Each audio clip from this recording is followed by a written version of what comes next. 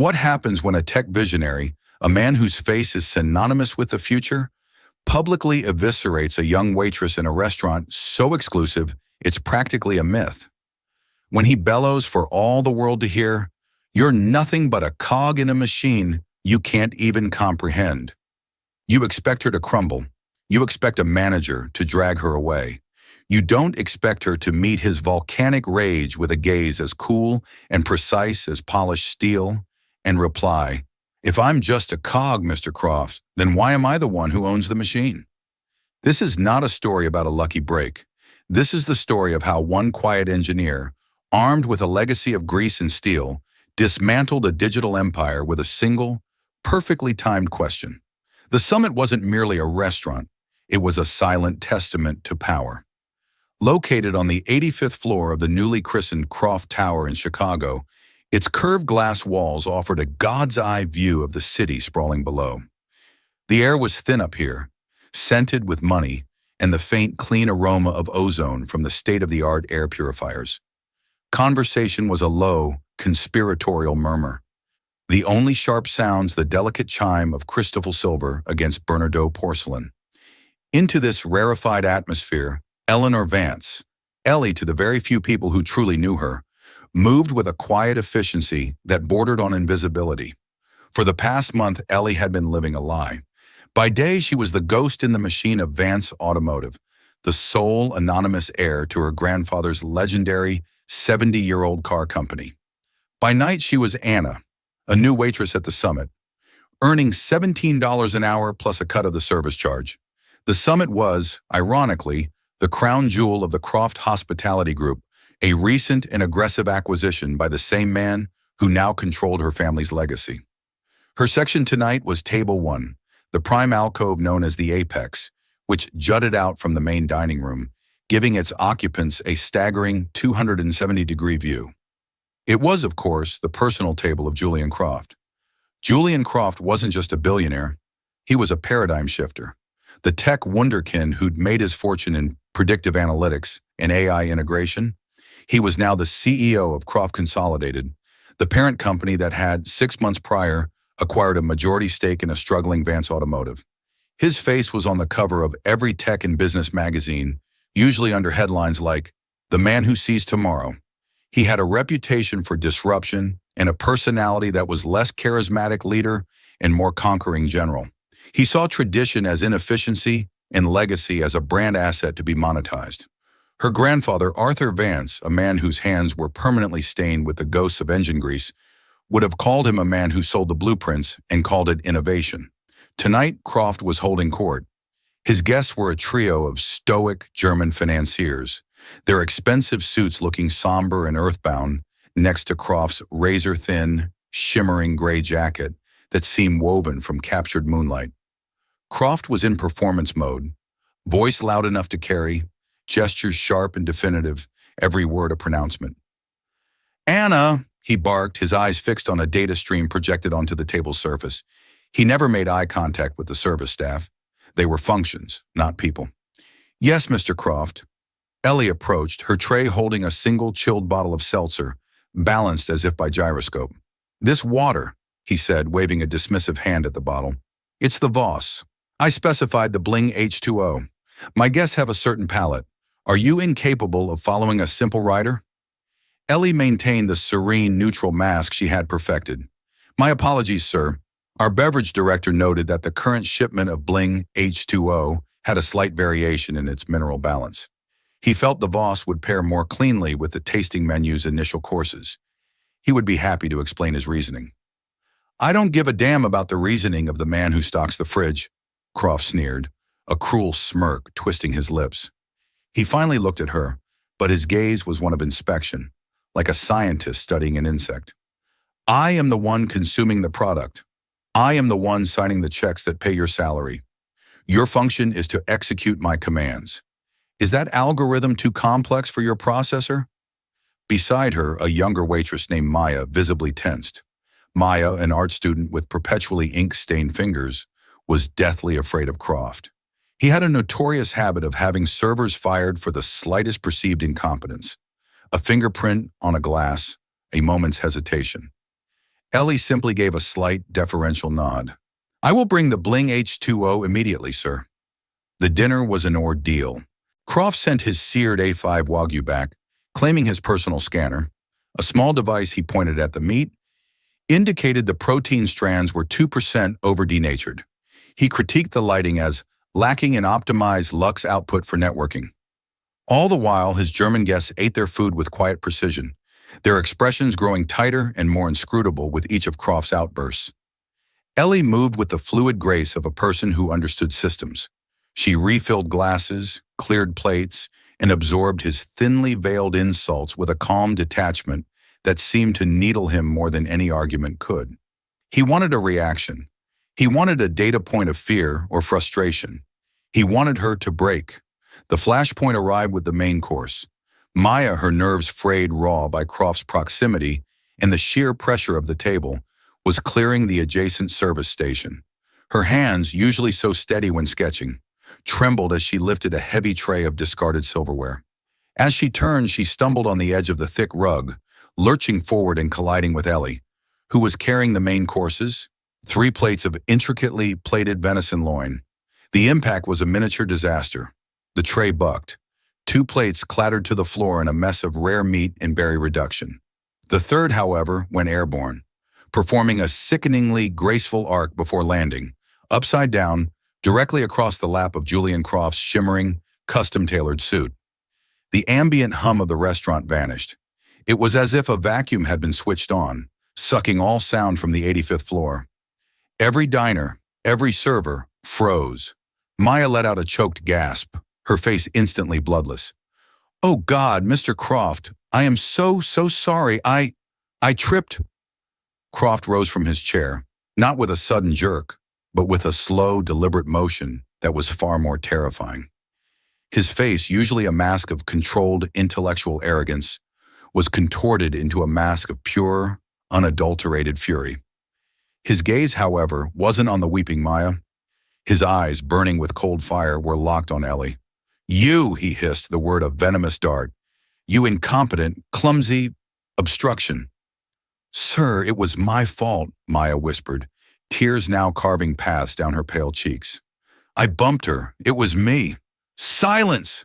Croft's roar was shocking in the tomb-like quiet, and Maya flinched back as if struck. He focused the full, terrifying force of his rage on Ellie. He jabbed a finger, its nail buffed to a perfect sheen, inches from her face.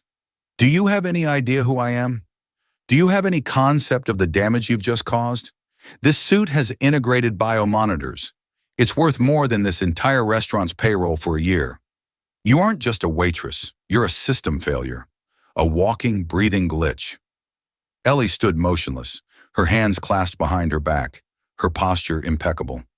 "Mr. Croft, it was an accident. We will, of course, compensate you for the full cost of cleaning and any necessary repairs to the garment's technology." "Compensate me?" He let out a short, barking laugh, devoid of all humor.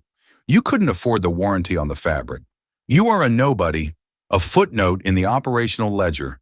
You serve food because your processing power is too low for any meaningful task.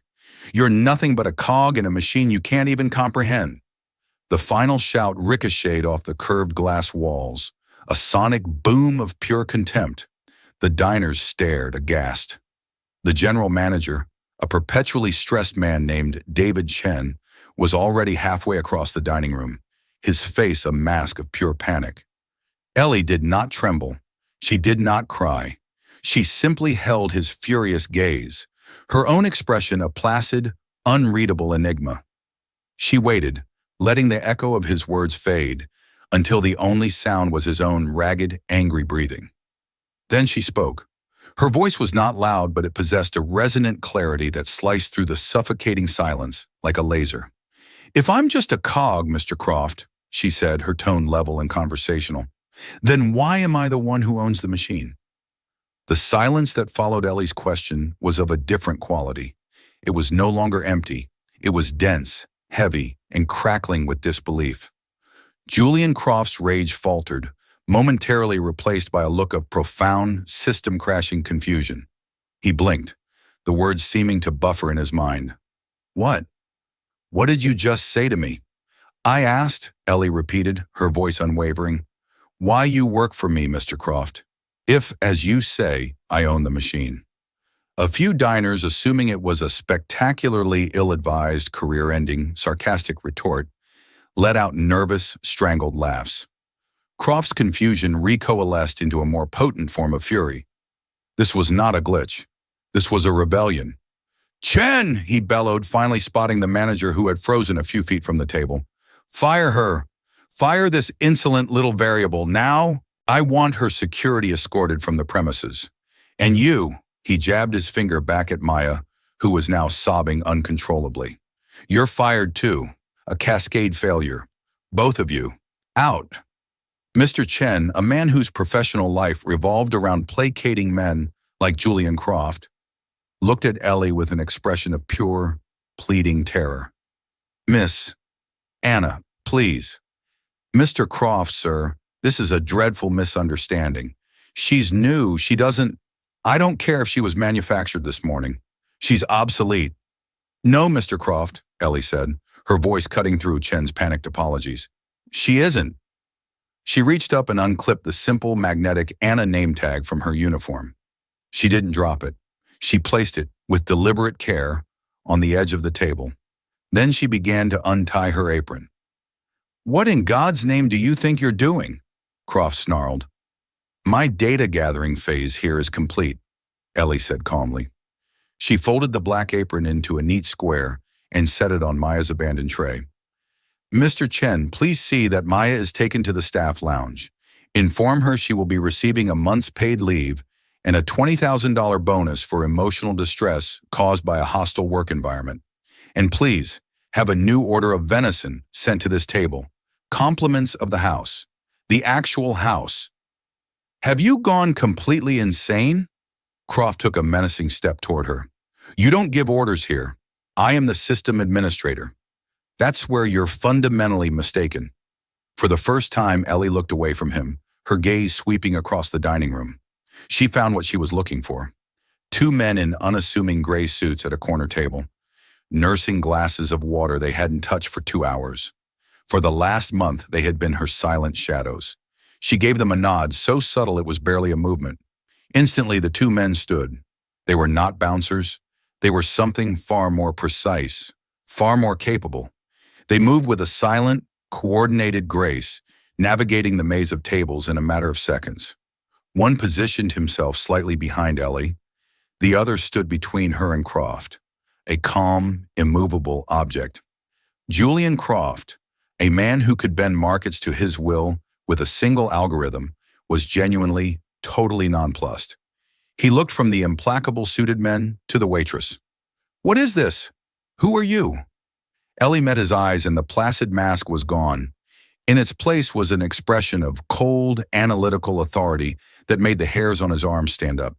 My name, she said, her voice resonating with a power that seemed to vibrate through the floor, is Eleanor Vance.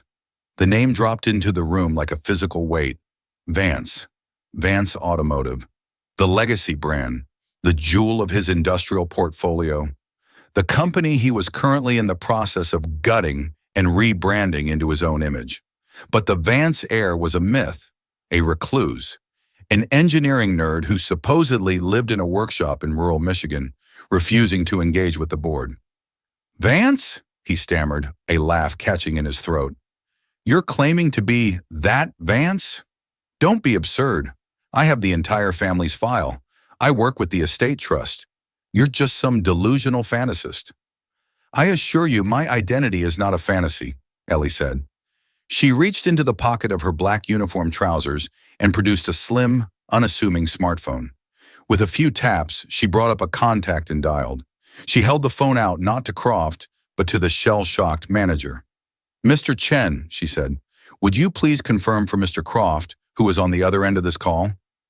Chen took the phone as if it were radioactive, his hand trembling. He lifted it to his ear. Hello? A crisp, familiar, and deeply authoritative voice replied, loud enough for Croft to hear in the stillness. David, this is Frank Miller. Is Eleanor all right? Is there a situation? Chen's blood turned to ice. Frank Miller, the legendary chief engineer of Vance Automotive, a man who had worked alongside Arthur Vance for 40 years, a living icon at the company. Yes, Mr. Miller, she's safe. Mr. Croft is here. Put him on." Like an automaton, Chen extended the phone toward Julian Croft. Croft stared at it, his mind racing, trying to process the impossible data points. He snatched the device. "Miller, what is the meaning of this? There's a waitress here making insane claims. She's unstable and has brought in unauthorized personnel." "Mr. Croft," Frank Miller's voice was gravelly and utterly devoid of deference. "Those are not unauthorized personnel. That is Miss Vance's security detail. And you are not speaking to a waitress. You are speaking to the majority shareholder of Vance Automotive, which, if you check your own corporate structure, makes her the ultimate owner of your parent company's largest single asset. You are, in effect, speaking to your boss. I would strongly advise you to apologize for spilling venison on your trousers, return to your seat, and conclude your dinner. An emergency session of the Croft Consolidated Board has been convened for 9 a.m. tomorrow. You will be there, and you will address your new superior as Ms. Vance." The line went dead. Julian Croft stood frozen, the phone still clutched in his hand. The furious color drained from his face, leaving behind a sickly, grayish pallor. He looked at Ellie. The waitress was gone. In her place stood a woman whose gaze was a caliper, measuring him, assessing him, and finding him wanting. The cheap uniform suddenly looked less like service wear and more like tactical gear. "Mr. Croft," Ellie said, her voice soft but unforgiving, "you've caused a significant disruption. Your guests are waiting." She turned, gave a slight nod to her security team, and walked with calm, measured steps out of the summit, leaving the visionary of the future standing alone in a puddle of ruined venison, shattered arrogance, and a silence that was absolute. To understand how Eleanor Vance, a brilliant mechanical engineer, ended up clearing plates for the man running her grandfather's company, you had to understand Arthur Vance. Arthur wasn't a businessman, he was a builder. He started in a drafty garage in Detroit with a singular belief that a car was not a commodity, but a piece of kinetic sculpture, a union of form and function. He built Vance Automotive with his own two hands, knowing every machinist by name, celebrating the birth of their children, and personally testing every new engine design.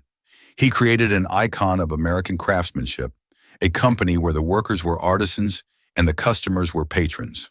He had one child, a daughter who became a historian, and one grandchild, Ellie. He saw in Ellie the same spark he possessed, a deep, intuitive understanding of how things worked.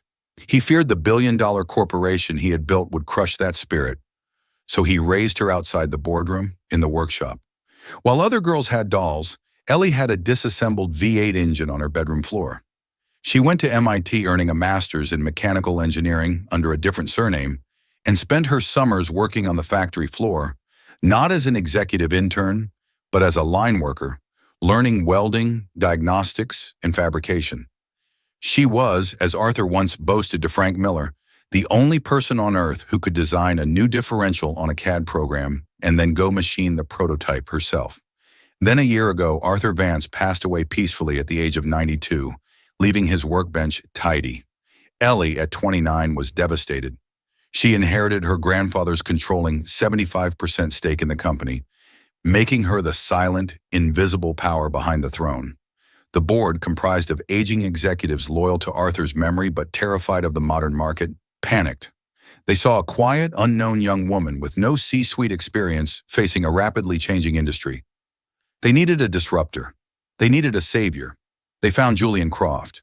Croft, with his empire built on code and capital, saw Vance Automotive as a beautiful, inefficient relic. He acquired a majority stake in the publicly traded portion of the company, formed Croft Consolidated as a parent entity, and installed himself as CEO.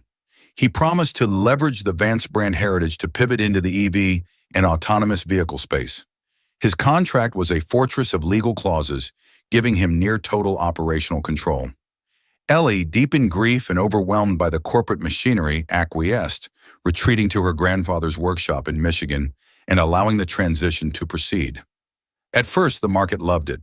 Vance's stock, which had been stagnant, soared. Croft was hailed as a genius. But then the messages started. Not emails to the board, but quiet texts and encrypted messages to a private number only a handful of company veterans had. It was a line Arthur had set up years ago. "Ellie, it's Frank. The new procurement team is rejecting our usual steel supplier, sourcing from a new company, Opti Alloys.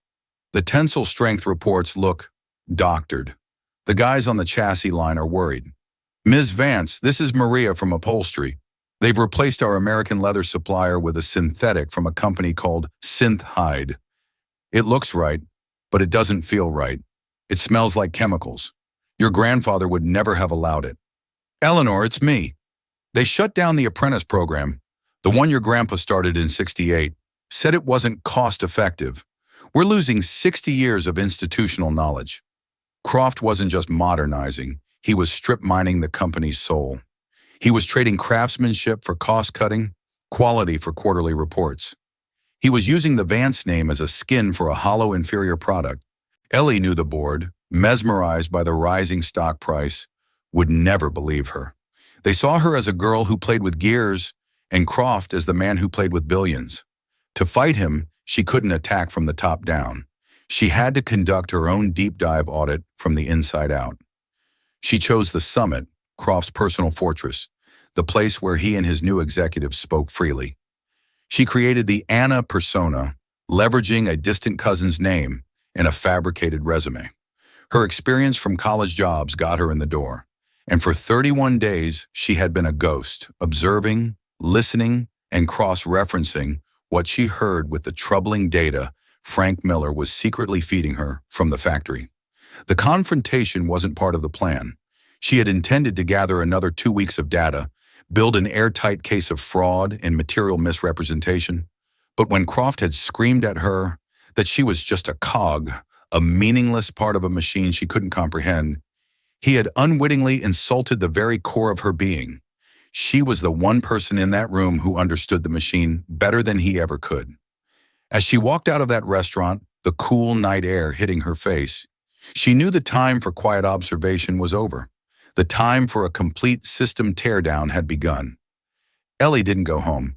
She was driven to a discreet, high-security corporate apartment in the John Hancock Center, a place her grandfather had kept for decades. Her security detail, Mark and Allen, flanked her in the silent, express elevator. "Miller is on a secure line, waiting for you," Mark said, handing her a hardened tablet. "The board notifications have been sent. Emergency session, 900 hours as requested." "Good," Ellie replied, her voice calm but humming with a low-frequency intensity. "Patch Frank through to the main screen, and get me David Chen, the manager from the summit, now."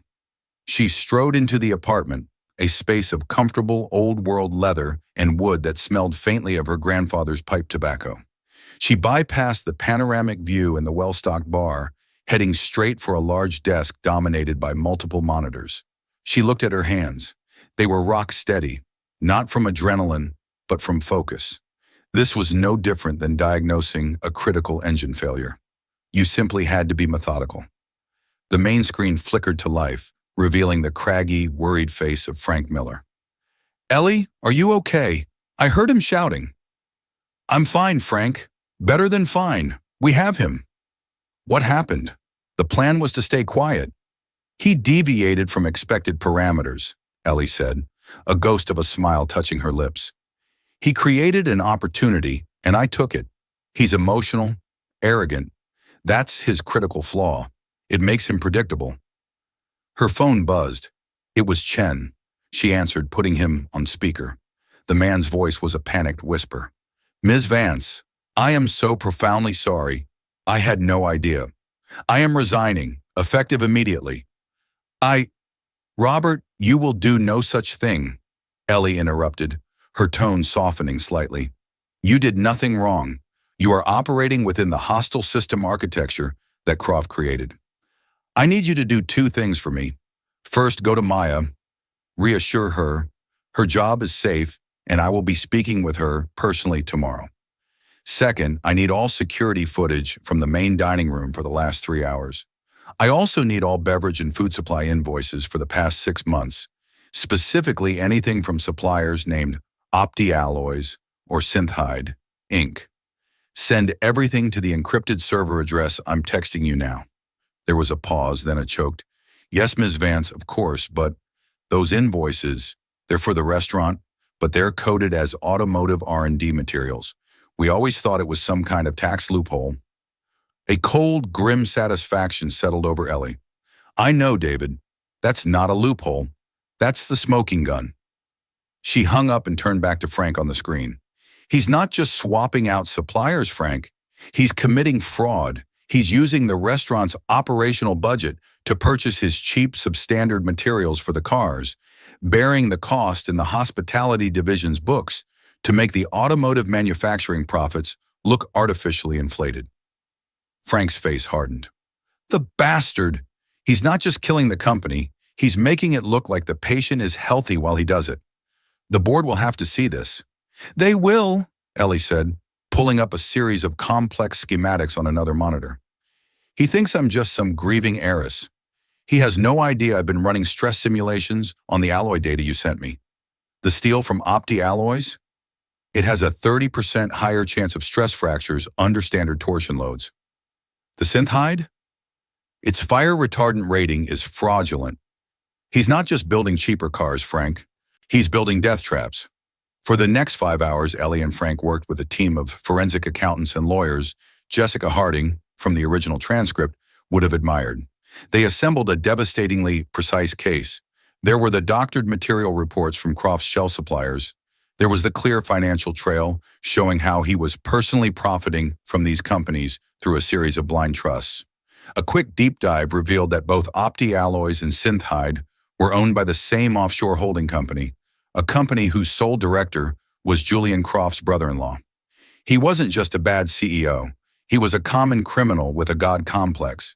Then they reviewed the footage from the summit. It was pristine, the audio crystal clear. They watched as Julian Croft, his face a mask of rage, screamed, "You're nothing but a cog," at the woman who owned the entire factory. "The public humiliation is the narrative," Ellie said, pointing at the frozen image of Croft's furious face. "But the material fraud, that's the kill shot. His contract has a gross negligence clause. Building cars with materials you know are faulty is the very definition of gross negligence.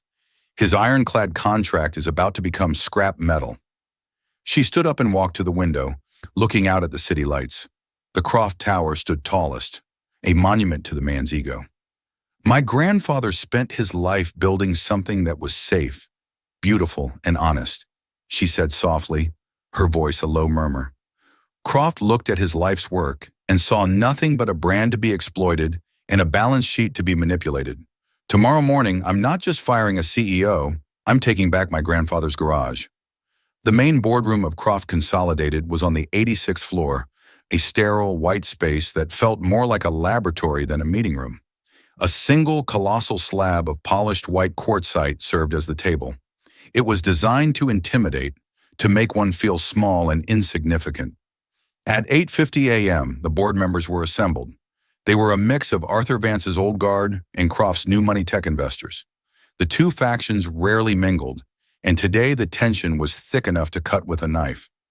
They all knew an emergency meeting had been called by the Vance Estates Trust, but none of them knew why. At 8:55 a.m., Eleanor Vance walked in. She was not Anna the waitress.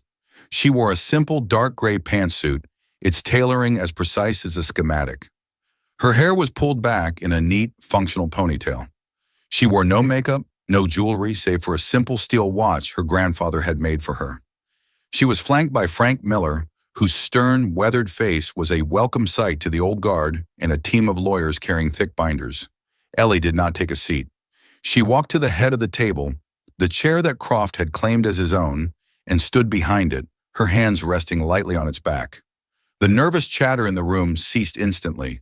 The board members stared, recognizing her from file photos, but stunned by her presence and her palpable aura of command.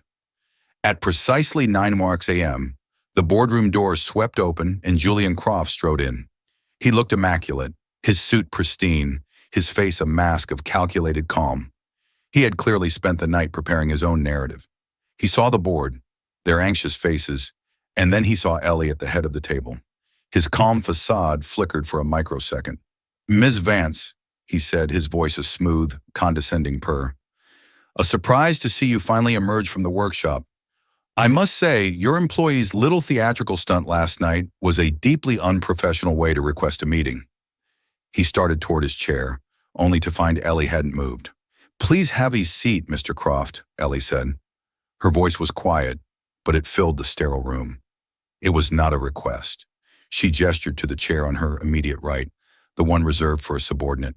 Croft's jaw tightened. I am the CEO of this corporation. That is my seat. Today, Ellie replied, her gaze unwavering. It is not. Sit down, or my security will assist you. The silence was absolute. Croft, weighing the optics of being manhandled in front of his board and seeing the stony faces of Mark and Alan at the door, gave a curt, angry nod. He stalked to the chair, yanked it out, and sat, placing his tablet on the quartzite with a sharp crack. Very well, he sneered. Let's get this amateur dramatics over with. I assume this meeting is about last night's unfortunate incident, which was caused by a clearly unstable employee who will be dealt with. The meeting has not yet begun, Mr. Croft, one of Ellie's lawyers interjected coolly.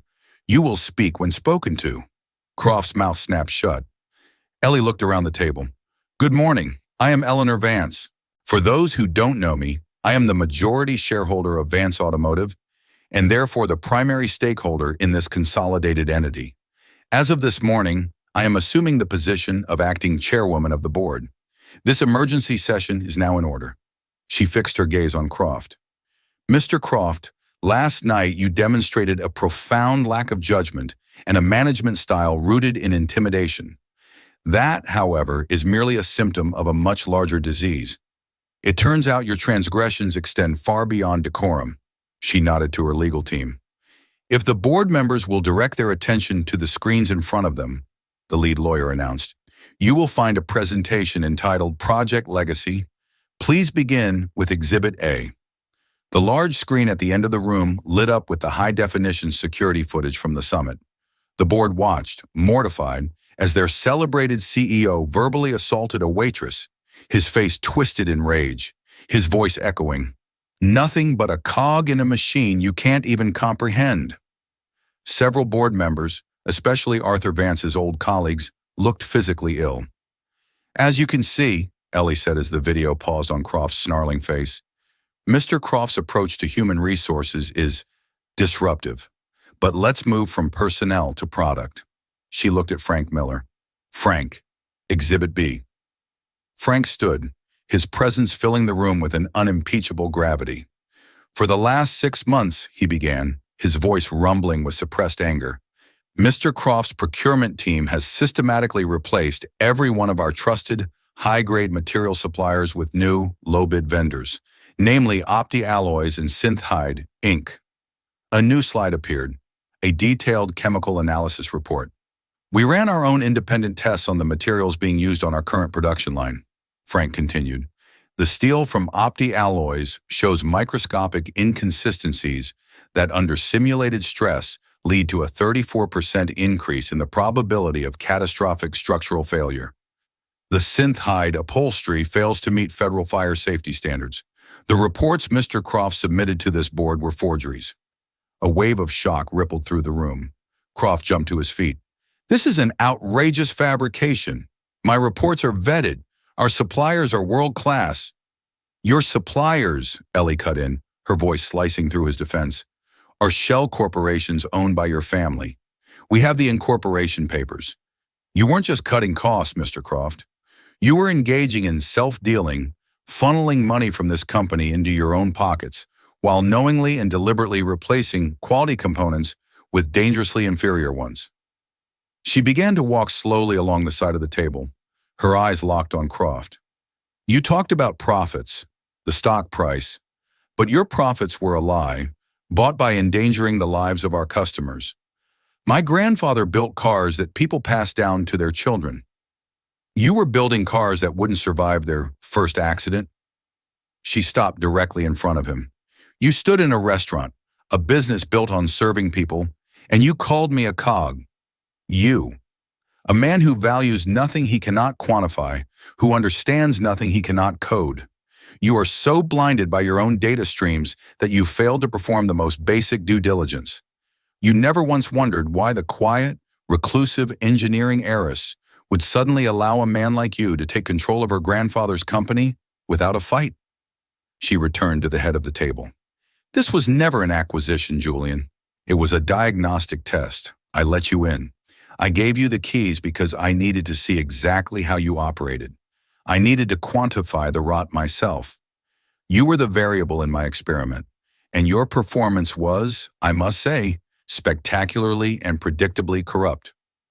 The color had completely drained from Croft's face. He sank back into his chair, looking at the faces of the board members, who now stared at him with open disgust and horror. The tech investors who had hailed him as a king looked at him as if he were a contagion. My contract, he whispered, his voice hoarse. It's ironclad. Your contract is void, Ellie's lawyer stated flatly. The gross negligence and criminal fraud clauses have been triggered. We have already forwarded our findings to the SEC and the Department of Transportation. I believe you can expect to hear from them shortly. No, Croft breathed, shaking his head in disbelief. He looked at Ellie, his eyes wide with a dawning, terrible understanding. He hadn't been a conqueror. He'd been a lab rat in a maze of his own making. This board will now vote on the immediate for-cause termination of Julian Croft as CEO of Croft Consolidated, Ellie announced, her voice ringing with finality. All in favor. Every single hand shot into the air, not a moment's hesitation.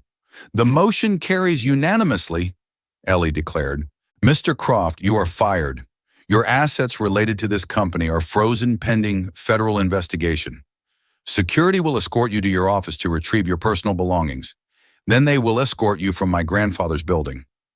Julian Croft didn't move.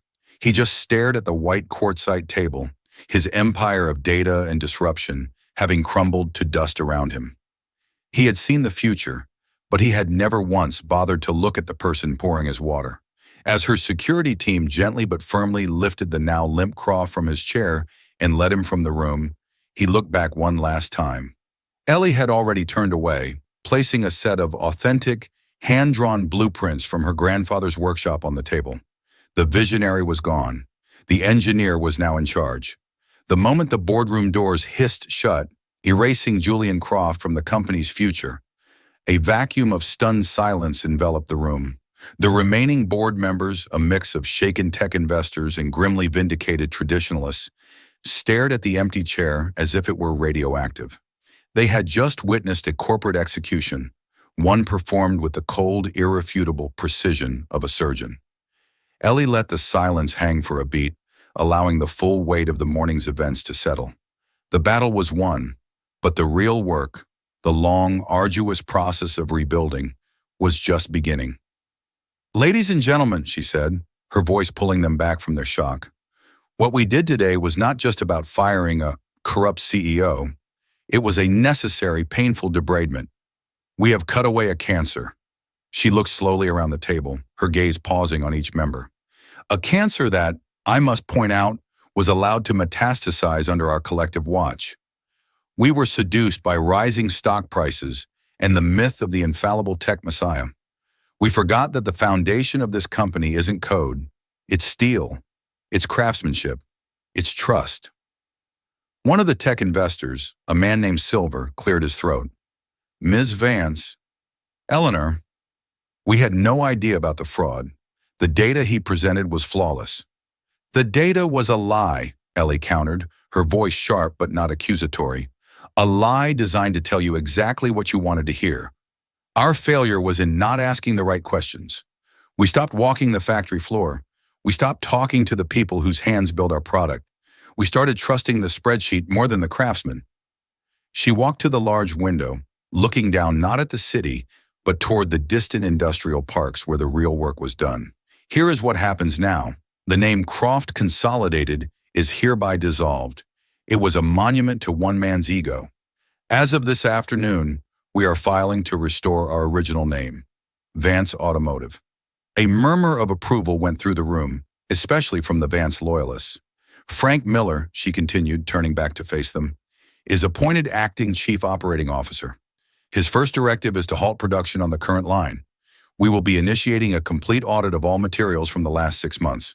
Every car that went out with substandard parts will be recalled at our expense. It will be costly. It will be a public relations nightmare. But we will not sell a single machine that bears my grandfather's name if we cannot guarantee its integrity. She paused, letting the financial implications sink in. Many of Mr. Croft's executive appointments are being terminated as we speak. Their network access has already been revoked. I understand that this is a period of great uncertainty. Any member of this board who feels this new direction is untenable or whose risk tolerance does not align with a full-scale recall and rebuilding effort is free to tender their resignation. There will be no recriminations. No one moved. They were trapped, caught between the certainty of financial loss and the undeniable moral authority of the young woman before them. But if you stay, she said, her voice softening slightly, you stay to build. You will answer to me. And I answer to the legacy of Arthur Vance and to the safety of every person who drives one of our cars. The easy days of looking at upward trending graphs are over. The hard work begins now. You are dismissed. They filed out, a procession of humbled, anxious executives. Only Frank Miller remained. A recall, Ellie, he said, his voice heavy with the knowledge of the colossal task ahead. That could bankrupt us. Selling lies would have broken us, Frank, she replied, turning to him. This just puts a price on fixing the truth. She left the sterile boardroom and took the elevator, not to the CEO's office, but all the way down to the garage. They bypassed the pristine executive cars and went straight to the service bay. It was exactly as she'd feared. On a lift was a brand new Vance sedan, one of the first off Croft's optimized assembly line. She ran her hand along the door panel. The paint was perfect, the finish flawless. But to her it felt wrong. She walked to the front, popped the hood, and stared at the engine block. Get me a torque wrench and a set of calipers, she said to the stunned mechanic on duty. For the next hour, Ellie Vance, the new chairwoman of a multi-billion-dollar company, got her hands dirty. She checked engine mounts, measured tolerances, and inspected welds. Frank stood by, watching her work with a familiar, proud expression he hadn't worn since the old man was alive. Finally, she stood up, wiping a smear of grease from her cheek with the back of her hand. She pointed to a mounting bracket. There. See the micro fractures? The alloy is too brittle. Under high torque, this would shear. The engine could drop right out of the chassis. She looked at Frank, her eyes hard. This isn't just fraud. This is attempted manslaughter on a mass scale. Her phone rang. It was her new assistant, a sharp woman she'd hired away from a rival firm. Ms. Vance, the New York Times, Wall Street Journal, and Bloomberg are all on the line.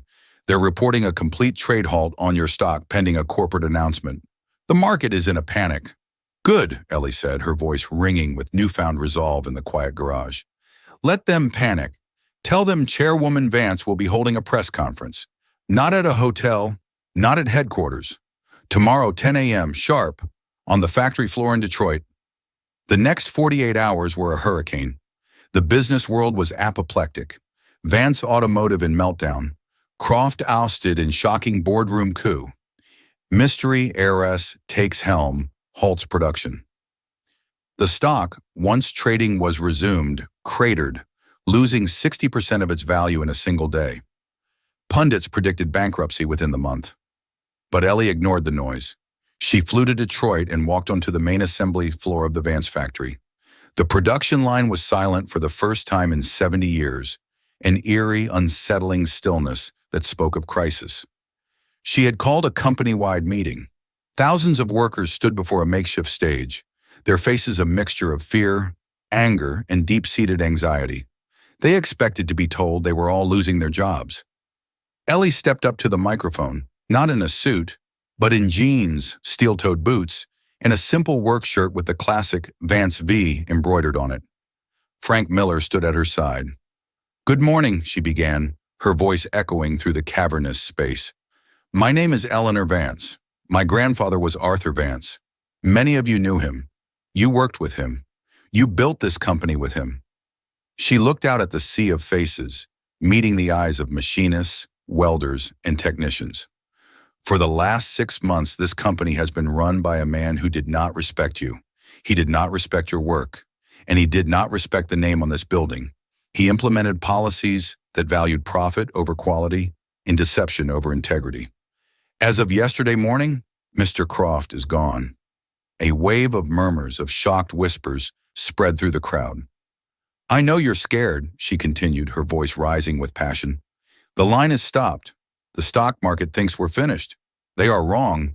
Today we stop being a stock price and we start being a car company again. We have halted production because the materials Julian Croft was forcing you to use were garbage. They were unsafe. He betrayed your craftsmanship and he betrayed our customers' trust. And the first step to rebuilding that trust is honesty. So here it is. We are initiating a voluntary recall of every single vehicle produced in the last 6 months. We are going to fix our mistake, and it starts right here, right now. She pointed to the far end of the factory. In 1 hour, we are converting line 3 into a recall processing and repair center. I'm not laying anyone off. I'm asking you to do the most important work of your lives. I'm asking you to help me fix what was broken, to restore our honor. We will tear these cars down to the chassis and rebuild them with the right materials, with the quality this company was founded on. It will be the hardest thing we have ever done. But when we are finished, the world will know that the Vance name once again stands for integrity. A grizzled old foreman near the front shouted, "What about our pay? Croft cut our overtime." "All overtime cuts are reversed, effective immediately," Ellie shot back. "And every employee who works on the recall line will receive a 10% hazard bonus because you're cleaning up a hazard he created. My grandfather used to say this company was a family. It's time we started acting like one again." It was a gamble, a massive bet the company risk. But as she stood on that stage, something shifted in the cavernous hall. The fear on the workers' faces was slowly replaced by something else.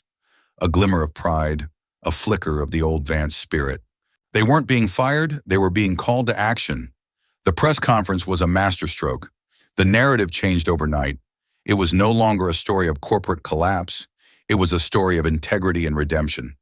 The engineer heiress, the billion-dollar recall. Vance Automotive bets it all on quality. Long-term investors, the kind who valued stability over flashy disruption, began to take notice. The stock, while still low, stopped bleeding. It found its floor. Months later, Ellie stood in her grandfather's old design workshop, a quiet, sanctuary-like space filled with clay models and faded blueprints. The recall was almost complete. It had been a brutal, financially draining process, but it had worked. The company had been saved not in a boardroom, but on the factory floor. The workforce, galvanized by a shared mission, was more loyal and motivated than ever. On a central platform sat the first prototype of their new model, the Vance Arthur. It wasn't an EV, it wasn't flashy. It was a beautifully engineered, classically designed machine built with the finest American steel and leather, every component sourced from trusted long-term partners. The phone on the workbench buzzed. It was a text from her legal team. Croft just accepted a plea deal. 15 years, minimum security, he's finished. Ellie felt a quiet sense of closure. Not victory, but a balancing of the scales. She thought of his sneering voice in that restaurant, declaring her a meaningless cog. He believed power was an algorithm, a stock price, a name on a tower. He never understood that true power resided in the machine itself, in the integrity of its smallest parts, in the skill of the hands that built it, in the trust of the people who used it. He had dismissed the cog, and in his arrogance, he had failed to see that she was the master gear, the one piece that connected the engine of the past to the wheels of the future. Her phone buzzed again. It was Frank. "Ellie, the first Arthur, just rolled off the new line. It's perfect." A genuine smile touched her lips. The work was far from over. But as she looked at the timeless lines of the car that bore her grandfather's name, Eleanor Vance knew his legacy was finally safe. She wasn't a ghost in the machine anymore. She was its beating heart,